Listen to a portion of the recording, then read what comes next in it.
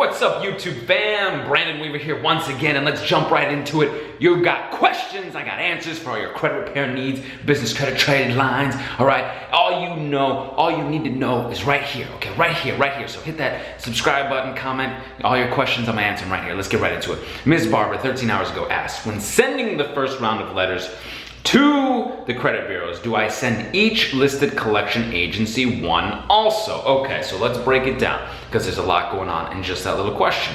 The assumption is that you would send a 609 credit repair letter, 609creditrepair.com, 609 credit repair letter, 609 dispute letter, and all its variations, right? 1, 2, 3, 4, 5 rounds, we've got extra letters to the credit bureaus, listing all your collections, all your negative items, all that negative stuff. Now, you do not want to send a 609 letter to the collectors. No, that wouldn't work for them. We're specifically quoting the Fair Credit Reporting Act.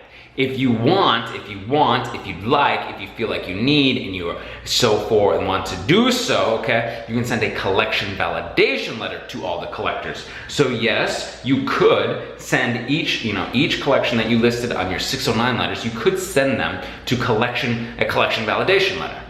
Yes? Okay, cool. There's a two-pronged approach which makes it more challenging. Yes! More challenging for them to verify within 30 days because the collector must do an internal investigation.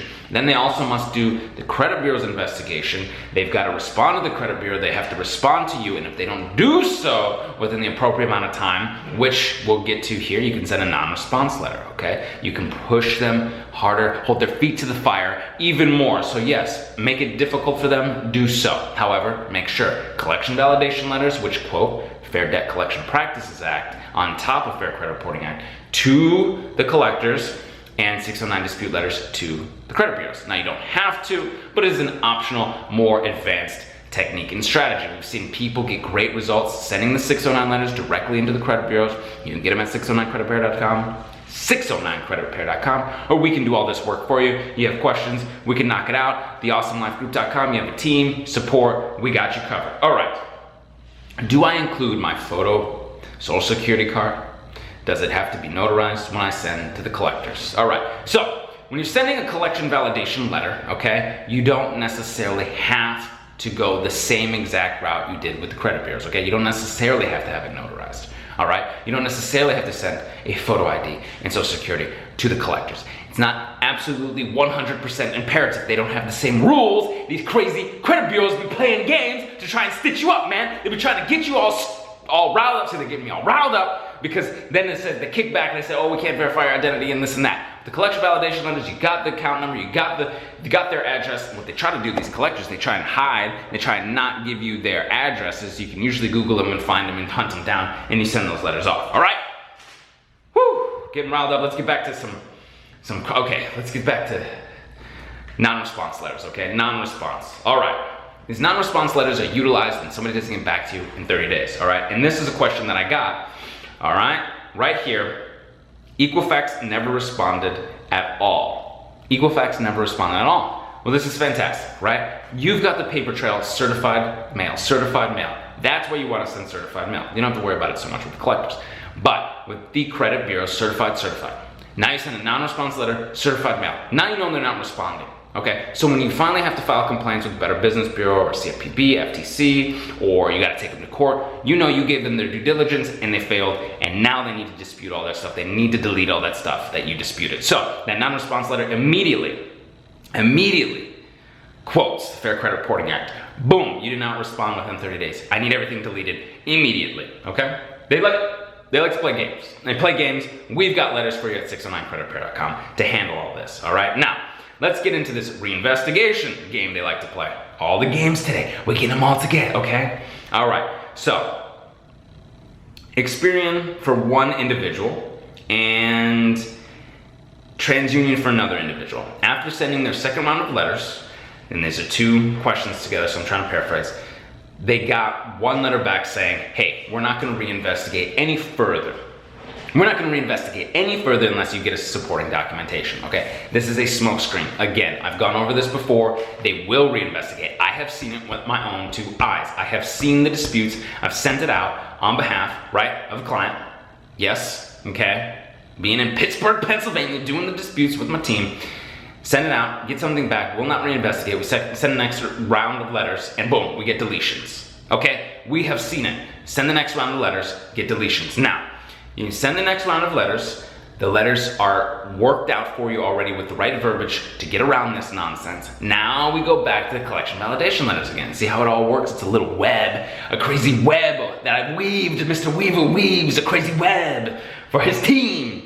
So the collection validation letters can go around these credit bureaus. If they want to play games and say they're not going to reinvestigate, go right to the collectors. And we have seen it. I've seen it in black and white in my own two eyes with my team. These collection validations letters will back them off. Sometimes you'll get letters in the mail that'll say we'll no longer pursue this collection matter with our collectors. We're going to go ahead and delete on our end. We'll let the credit bureaus know. When you get that letter, that's supporting documentation, right? This is what they try to do. Those bureaus are saying you need to send us supporting documentation. However, they don't have any supporting documentation. They have nothing to prove this. That's why they're trying to put it on you. So don't believe it. Don't believe this hype. Don't believe their games. Keep sending your letters. Keep working with it. File the complaints. Take them to court. Do what you gotta do. All right. Now, I'm just looking at my notes. All right.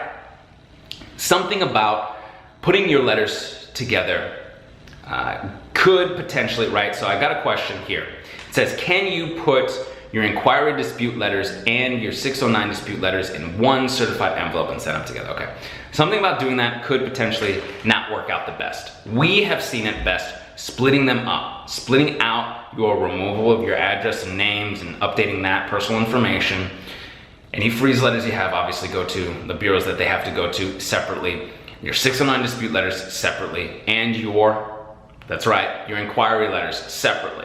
The reason why is we have seen that sometimes they'll want to play this game and say, well, it's too much, we don't do bulk disputes, or this bulk disputing doesn't seem like it's sent from you, or it's frivolous, there's too many disputes, or you've sent in so many disputes, we need extra time, we need 45 days now. I mean, they go on and on and on. But by splitting them up, sending them out, boom, boom, boom, you're fine. You can even send your dispute letters and your inquiry letters out at the same time, okay? But just different envelopes, It's gonna help you out big time. Now, I know you wanna save on postage and that kind of stuff, so do your best. It's an investment in your future, right? Look at it as an investment in your future. You're investing.